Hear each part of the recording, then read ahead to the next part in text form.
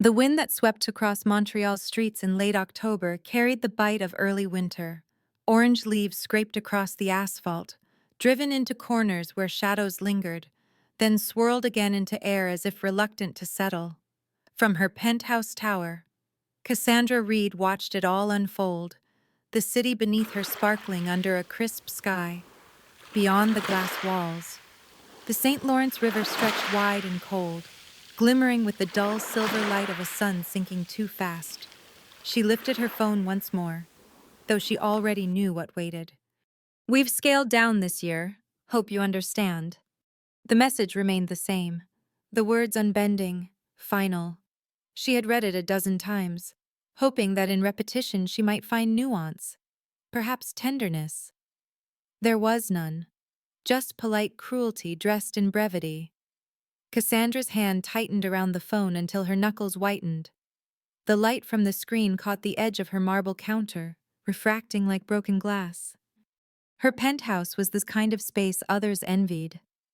Minimalist elegance in shades of gray and white, accented by original Canadian artworks, a baby grand piano gleaming in the corner, open shelves that held curated books she had actually read.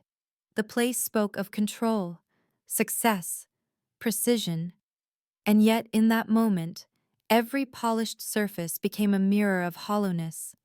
Cassandra set the phone down carefully, palms flat against the cold countertop. Her reflection in the granite stared back tall, poised, the face of a woman who had built a tech empire and sold it for hundreds of millions. To the world, she was formidable.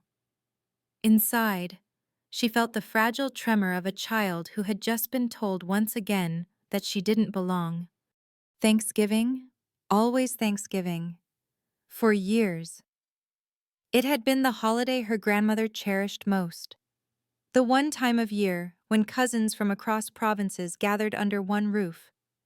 Cassandra had promised to attend, even perfected a cranberry chutney from her grandmother's recipe, testing it over 3 nights until it was exactly right. And now, with one line of text, that place at the table was gone.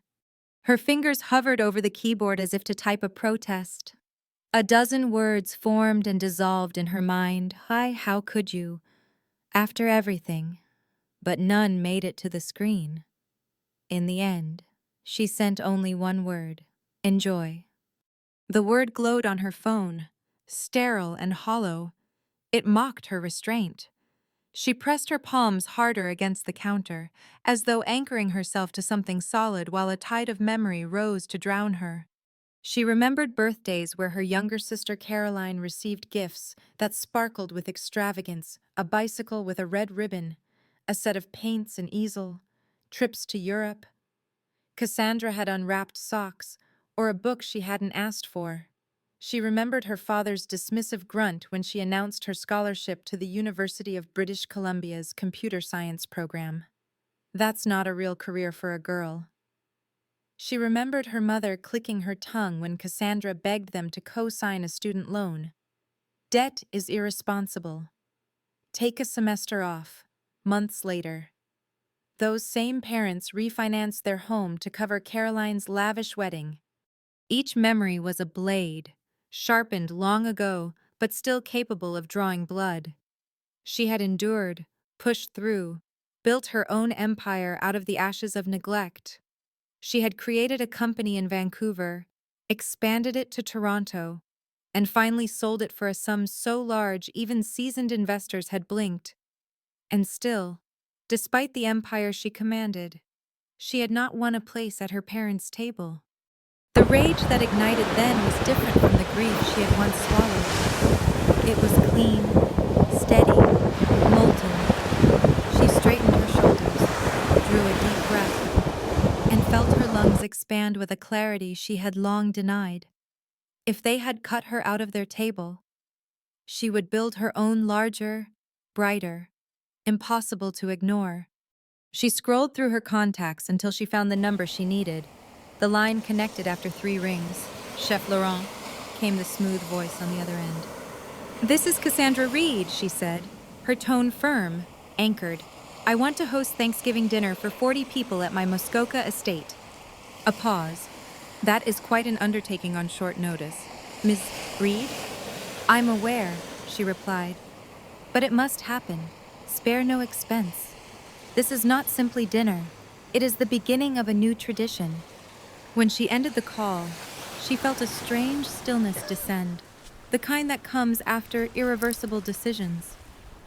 She walked to her glass balcony, staring out at the St. Lawrence where freighters cut slow paths through icy waters.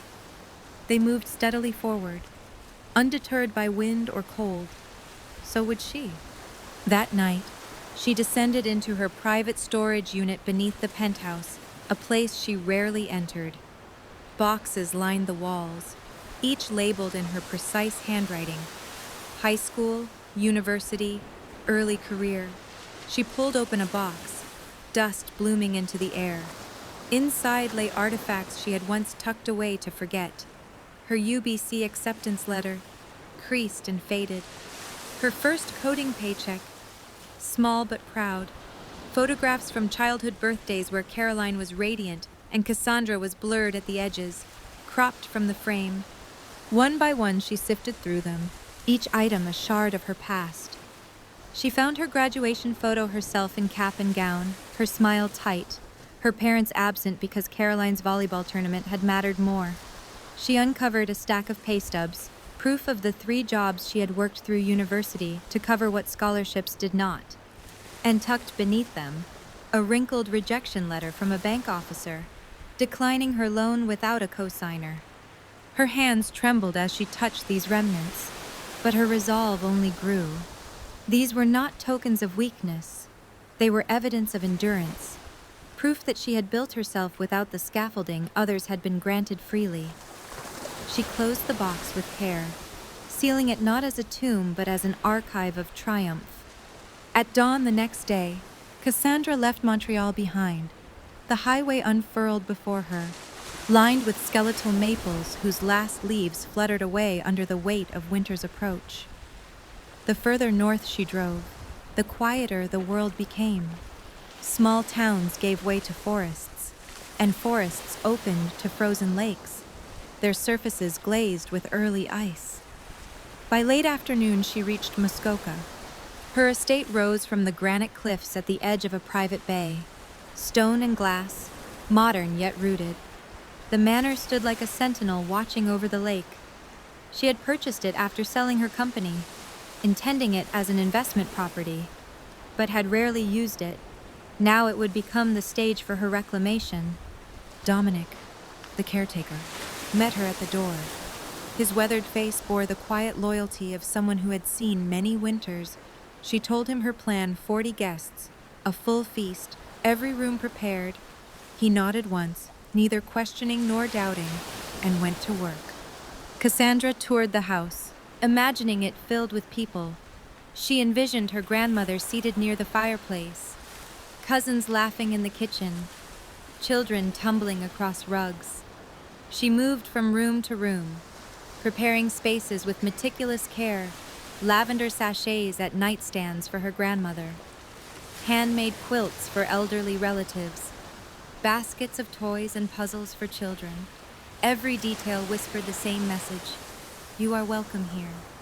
That evening, snow began to fall lightly, brushing the pines in white. Cassandra stood on the veranda, the lake silver under the rising moon. The air smelled of cedar smoke, crisp and clean. She tilted her face upward, letting flakes melt on her skin.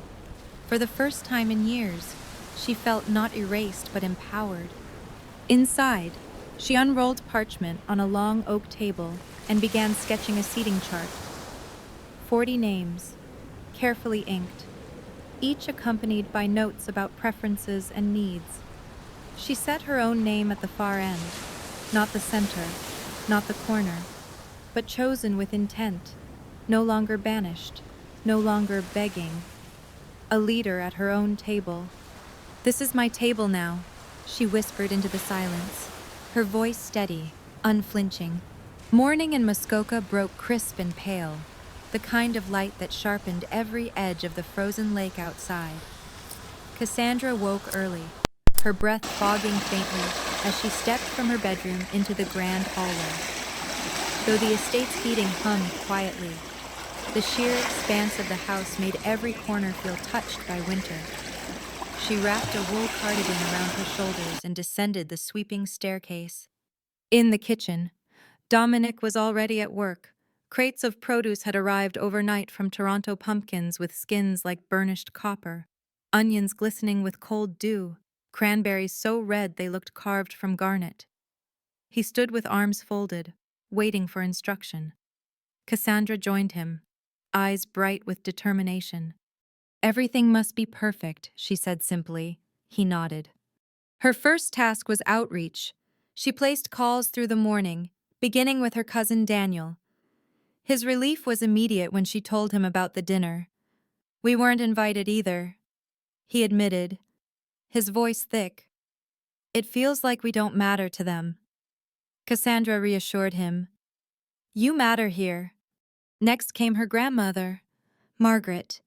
The older woman's voice trembled with joy. "You're giving me back my Thanksgiving," she whispered. "I'll be there with bells on." One by one, Cassandra called relatives who had been excluded. She offered not pity but a seat, not spectacle but belonging. The responses came quickly, enthusiastic confirmations, gratitude spilling across phone lines, laughter breaking what had been silence.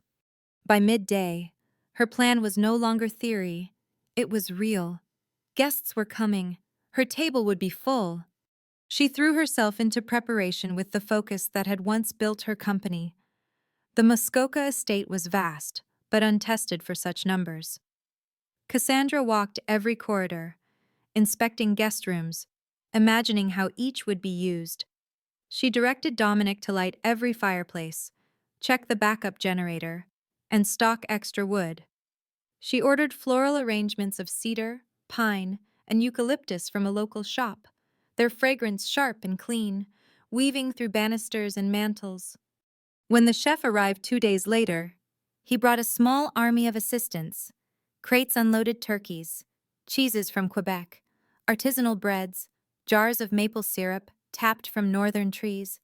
Together, they planned a menu worthy of both tradition and reinvention: turkeys roasted with sage and maple glaze, wild rice stuffing dotted with cranberries, pumpkin bisque drizzled with crème fraîche, roasted root vegetables glazed with honey, apple cranberry tarts dusted with cinnamon. The kitchen became a storm of activity, the air filled with scents so rich that Cassandra felt intoxicated by them: butter melting into pastry, rosemary releasing oils under heat, tart cranberries simmering into jam. The house was beginning to shed its emptiness, filling instead with anticipation. Cassandra herself handled the details that mattered most. She hand-wrote each guest's name on thick ivory cards, inked in flowing script, and tucked a private note beneath every card. For her grandmother. For seeing me when others would not. For Daniel. For standing by me when silence was easier. For the children, small hand-drawn maple leaves in gold ink. Each card was a promise here. You belong. At night, when the house quieted, old memories crept back. She saw herself at 10, sitting at her parents' Thanksgiving table in Vancouver, watching Caroline unwrap a deluxe art set while Cassandra's own gift had been socks. She remembered the ache of pretending gratitude, the humiliation of knowing she was always second. She remembered her father's laughter when she mentioned programming computers are for boys who can't play sports. She remembered swallowing the tears in silence.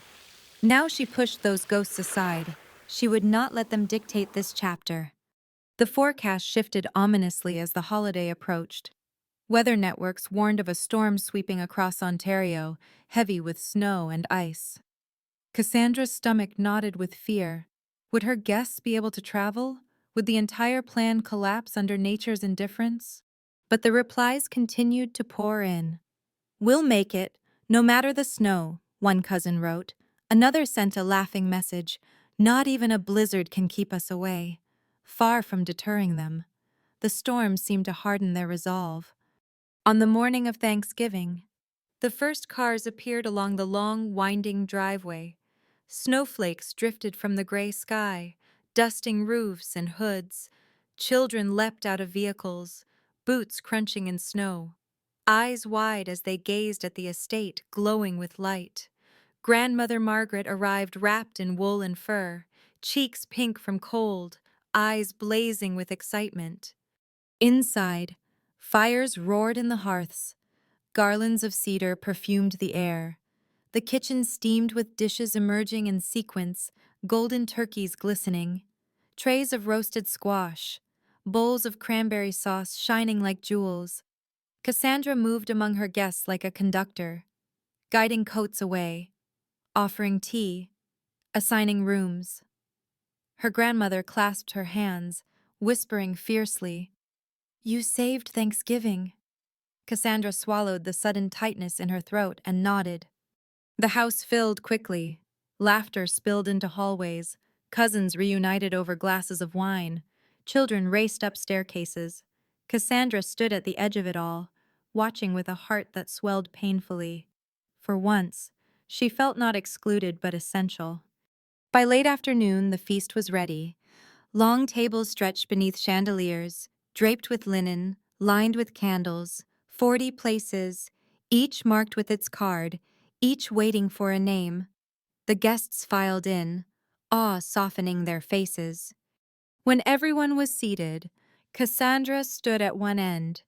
She looked across the sea of faces, cousins, uncles, aunts, children, her grandmother radiant in the center. They were here. They had chosen her table. Her voice rang clear. "This is our Thanksgiving," she said. "Here, no one is forgotten." Applause rose, glasses lifted, plates were filled, laughter rang, conversation swelled. Cassandra allowed herself to breathe. This was real. This was hers. But midway through dessert, the storm tightened its grip. Outside, wind howled, snow-battered windows. Then, with a flicker, the lights dimmed, once, twice. Then darkness fell, sudden and absolute. Gasps rippled, children whimpered. The storm had cut the lines. For a heartbeat, silence reigned. Then, from the far end of the table, a voice began to hum, "Amazing Grace." Another joined, then another. Soon the room swelled with voices, a harmony rising against the howl outside. Someone lit a candle, then another. Soon the table glowed with trembling flames. Cassandra stood frozen, tears burning her eyes. In that flickering light, she saw faces illuminated not by chandeliers but by community. Imperfect, raw, real. Laughter returned, stronger now, mingling with song. Children calmed, wide-eyed at the magic of candles. Food was passed by hand, plates warmed by touch. For 20 minutes, the world shrank to candlelight and human connection. It was paradoxically more perfect than any polished dinner she had ever imagined. When the generator finally roared to life, restoring electric light, a collective sigh swept the room tinged not with relief, but with regret. Cassandra looked around. Here were the people her parents had cast aside. Here were the ones who had always been background, and yet tonight, they were center stage. Her chest filled with something deeper than pride. For the first time, she felt whole. The storm had passed by dawn, leaving behind a world transformed. Snow lay heavy on pines and rooftops, the lake a sheet of frozen silver beneath a pale sky.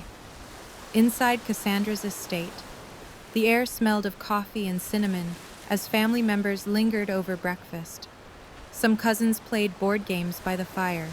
Children built forts with blankets, and her grandmother sat in the great room, knitting contentedly as she watched the life Cassandra had breathed into the once silent house. Cassandra's phone buzzed endlessly on the kitchen counter. She ignored it at first, choosing instead to serve pastries and refill mugs.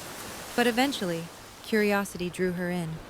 Her nephew had posted a photograph of the candlelit table, captioned, "Best Thanksgiving ever." "Thanks, Aunt Cass." A cousin uploaded a video of everyone singing during the blackout, their voices rising above the storm, faces lit by trembling flames. Another had taken a photograph of the estate glowing against the snow, its windows ablaze like lanterns in the night. The posts spread quickly, rippling outward from private family circles into broader networks. Soon, comparisons appeared online, split images of Cassandra's crowded, candlelit feast versus her parents' stiff, nearly empty table of 7. The contrast was undeniable: warmth against sterility, community against exclusion, abundance against lack. Cassandra's stomach tightened as she scrolled. She had never intended to humiliate anyone, yet she could not deny the satisfaction curling deep inside. For once, the evidence was irrefutable. The story her parents had always controlled was slipping beyond their grasp. By mid-morning, her phone pinged with messages from extended family. "Proud of you. That was the Thanksgiving we've all needed. You showed us what family really means." Cassandra's throat tightened with emotion. For so long, she had believed herself invisible. Now she was being seen. The backlash came just as swiftly. Her father's voice filled her voicemail, clipped and cold. "You're embarrassing the family. People are talking." Her mother's texts stacked one after another. "This spectacle was unnecessary. You've made us look small. We can't believe you'd do this to us." Cassandra read them in silence. Once, such words would have gutted her. Now, they barely grazed the armor she had built. She set the phone down, returning to her guests with steady calm. 2 days later, the black sedan appeared outside her Toronto penthouse. Cassandra saw it from the window, her pulse quickening. She had known this confrontation would come. She had prepared for it all her life. The knock on the door was sharp. Cassandra opened it to find her parents standing stiffly in the hallway. Her mother clutched a worn leather photo album, her father forcing brightness into his tone. "We were in the neighborhood," he said. The lie was thin as paper. Cassandra stepped aside, gesturing for them to enter. She no longer felt like the shrinking girl desperate for their approval. She was the woman who had built her own table. They sat gingerly on her white sofa, dwarfed by the floor-to-ceiling windows framing the skyline. Her mother opened the album, flipping to a photograph. Caroline stood in the center of a birthday party, candles blazing on a cake, Cassandra hovering cropped at the edge. "Remember this?" her mother asked softly. "I do," Cassandra replied evenly. "That was the year you forgot my cake. Grandma made cupcakes instead." The smile faltered on her mother's lips. Silence stretched taut between them. Cassandra stood, crossed the room, and returned with a box labeled evidence. She set it on the coffee table, her movements precise. Inside lay years of collected proof. She pulled out her UBC acceptance letter, creased and faded. "You didn't come to my ceremony. You went to Caroline's volleyball tournament instead." Her father shifted. That was important for her career. Next came her bank statements from university, showing 3 jobs worked simultaneously. "You refused to co-sign my student loan," Cassandra said, "but you refinanced the house for Caroline's wedding." Her mother opened her mouth to protest, but Cassandra raised a hand. "I'm not interested in excuses. I gathered these to prove I wasn't imagining the pattern. You always chose her. You always diminished me." The air grew thick, charged with unspoken truths. At that moment, Cassandra's phone rang. Without hesitation, she answered on speaker. Caroline's voice filled the room, trembling but strong. "I've been thinking since Thanksgiving." Caroline said, "I need to admit something. I've always been jealous of you. Cass, you're smarter, braver, freer. I played the perfect daughter because I was afraid of losing their attention. But it meant you were punished for being exceptional." Her mother gasped. "Caroline." "No." Caroline cut in firmly. "You pitted us against each other.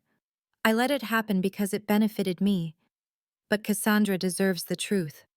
Before the silence could settle, the doorbell rang again. Cassandra opened it to find her grandmother standing in the snow, her silver hair escaping its bun. "I followed them," she announced, stepping past Cassandra into the living room. She fixed her daughter Cassandra's mother with a gaze sharp as glass. "I've watched this for too long. Every time Cassandra achieved something, you diminished it. Every time she needed you, you looked away. It ends now." Her father's voice snapped, brittle. "This isn't your concern." "It's very much my concern," Margaret said, her tone steel. "I've seen you wound one child while spoiling another. Don't you dare pretend this is balance." For the first time, Cassandra saw cracks appear. Her mother's shoulders slumped. Tears slid down her cheeks. Not manipulative this time, but raw. "I didn't realize," she whispered. "I didn't see." Cassandra remained seated, posture straight, voice calm. "Now you do. What happens next is your choice." Her father leaned forward, attempting another tactic. "We could start fresh. We know you've done well financially. If you'd like advice on managing—" Cassandra raised her hand sharply. "I have a team of advisors. What I need from you isn't guidance or control. What I need is respect." The silence that followed felt like a wall crumbling. Years of unspoken hurt lay bare on the table between them, for once. Cassandra did not feel like the invisible daughter. She felt like the center of her own story. Her grandmother reached across and clasped Cassandra's hand. "You're not alone anymore," she said firmly. The words loosened something deep inside Cassandra's chest. Tears pricked her eyes. Not from pain, but from release. For the first time in decades, she felt seen. December settled heavily over Muskoka, burying forests and lakes beneath layers of snow that sparkled under the pale sun. Icicles dripped like glass daggers from the eaves of Cassandra's estate, and the winding driveway crunched with frost beneath passing tires. Inside, warmth radiated from roaring hearths. Garlands of pine and cedar perfumed the air, and a Christmas tree towered in the great hall, its branches jeweled with ornaments and strings of golden light. Cassandra stood at a bay window, mug of coffee warming her hands. As two cars pulled slowly into the circular drive, she knew this moment had been coming. From the first car, her parents emerged hesitantly, moving with the stiffness of those uncertain of their welcome. From the second spilled Caroline, her husband, and three children who dashed toward the door, laughter echoing against the snowy silence.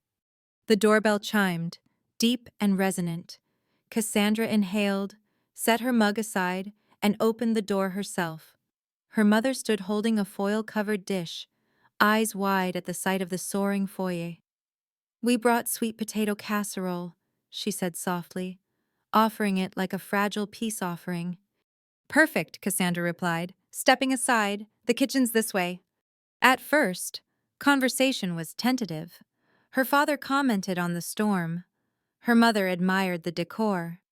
Caroline busied herself with the children. Cassandra guided them into the warmth of the house, her presence calm, her boundaries firm. No longer was she the child desperate for their approval. She was the woman who had built her own table, and they were entering her domain on her terms. Gradually, the stiffness eased. The children's laughter softened silences. Caroline joined Cassandra in the kitchen, arranging hors d'oeuvres, their movements companionable for the first time. Even their mother rolled up her sleeves, placing dishes on platters without directing anyone.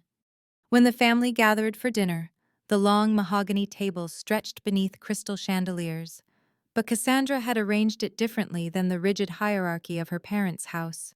Here, the table was circular, no head, no hierarchy, every seat equal. Her father hesitated, scanning the arrangement, then cleared his throat. "Before we eat," he said, voice wavering, "I'd like to say something. To learning from our mistakes." Glasses rose, murmurs of agreement circled the room. Dinner unfolded in warmth. Cassandra had never known under her parents' roof Stories flowed easily. Laughter rose often, and even her parents seemed softened. At one point, Cassandra felt her mother's hand rest lightly on her shoulder, tentative, fragile, a gesture of recognition rather than control. She did not flinch. She allowed it, not as absolution but as acknowledgement. Later, she stood beside the Christmas tree, its lights casting colorful shadows across her face. Caroline approached quietly, her voice low. "Thank you," she whispered, "for giving the kids their whole family tonight." Cassandra turned, meeting her sister's eyes. For years, she had seen Caroline only as the rival who had absorbed all the attention. Now she saw her as another woman shaped by their parents' favoritism, another casualty of a system that pitted sisters against each other. "We both deserved better," Cassandra said gently. Caroline nodded, tears glinting. For the first time, distance shrank between them. As the night wore on, Cassandra observed her house filled with life. Her grandmother laughed with uncles near the fire. Caroline's children dozed against cushions. Her parents, usually rigid, leaned back softened by food and warmth. For once, the room felt whole. Her phone buzzed with a message from Daniel. "Proud of you. You gave them a second chance, but you kept control." Cassandra smiled faintly, sliding the phone back into her pocket. She didn't need digital confirmation. The truth was here, breathing in her house, filling it with warmth. When glasses were raised for one final toast, her mother stood. Her voice trembled, but grew stronger. "To new beginnings," she said, eyes glistening as they met Cassandra's. "And to our extraordinary daughter." Applause rippled, subdued but genuine. Cassandra bowed her head slightly, not in submission but in peace. As snow fell softly outside, she stood at the threshold of the great hall, watching her family fractured, yet tentatively whole. She felt truth settle deep within her chest. Family was not blood alone, but those who valued and respected her. Her journey had begun with rejection, a text erasing her from the Thanksgiving table. But in choosing expansion over retreat, she had built something greater, a tradition rooted in belonging rather than hierarchy. The legacy of that decision would echo. Future Thanksgivings would be larger, brighter, more inclusive. Cassandra had claimed her place not by begging for it at a table that rejected her, but by creating one where everyone belonged. And so, as fires roared, laughter echoed, and snow drifted against her windows, Cassandra Reed understood the depth of her triumph. They had tried to erase her. Instead, she had become unforgettable. Thank you for watching and welcome to the Revenge Diaries. If you enjoyed this story, we'd truly appreciate a like and subscribe to keep us motivated to bring you more. Wishing you a wonderful and positive day ahead.